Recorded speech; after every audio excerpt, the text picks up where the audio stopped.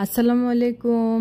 আজকে আমি আপনাদেরকে পটল দিয়ে শিং মাছ কিভাবে তাড়াতাড়ি ঝটপট রান্না করা যায় আমি সেটাই দেখাচ্ছি। আসলে যে গরম পড়েছে, কিচেন রুমে থাকতে তো ইচ্ছে করে না, ভালো লাগে না। এভাবে ঝটপট রান্না করে ফেলবেন। আমি এখানে পটলের মধ্যে মাছ দিয়ে একবারেই পানি দিয়ে দিচ্ছি, ডুবো ডুবো পানি দিব। পানি আর দিব না। এই যে লবণ দিয়ে দিলাম, হলুদ দিব, মরিচ দিব, মরিচ 2 চামচ দিচ্ছি, একটু ঝাল লাগলে ভালো লাগে শিং মাছের মধ্যে। আর কম খেলে কম দিবেন। হলুদ দিয়ে দিলাম 2 চামচ, তেল, পেঁয়াজ, রসুন এগুলো দিব। আর রান্নার মধ্যে সব কিছু যদি আপনি পরিমাণ মতো দেন আসলে রান্না ভালো লাগে। অনেকে হয়তো এভাবে দেখলে বলবেন যে কাঁচা কাঁচা রান্না কেমন লাগে। আসলে রান্নার যখন চুলায় দিবেন, পানি যখন সেদ্ধ হবে ওইটা আর কাঁচা থাকে না।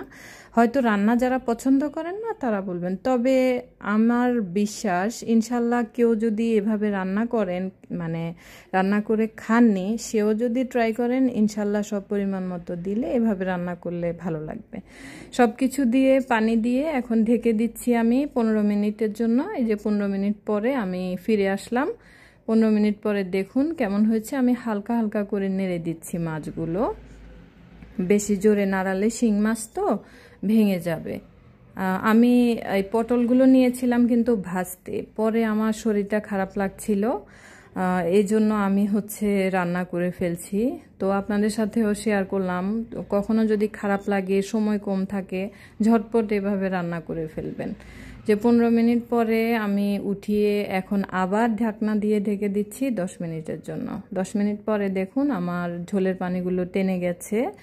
জাস্ট ঝোলের জন্য একটু রেখেছি, ধনেপাতা দিয়ে দিলাম, নামিয়ে ফেলবো। নামানোর পরে দেখবেন কেমন হয়েছে। এই যে দেখুন আমার শিং মাছ দিয়ে পটল রান্নাটা কেমন হয়েছে। ভালো হয়েছে কি না আমাকে বলবেন। যদি ভালো লাগে আমাকে লাইক, কমেন্ট, শেয়ার করবেন, পাশে থাকবেন। আল্লাহ হাফেজ। আসসালামু আলাইকুম।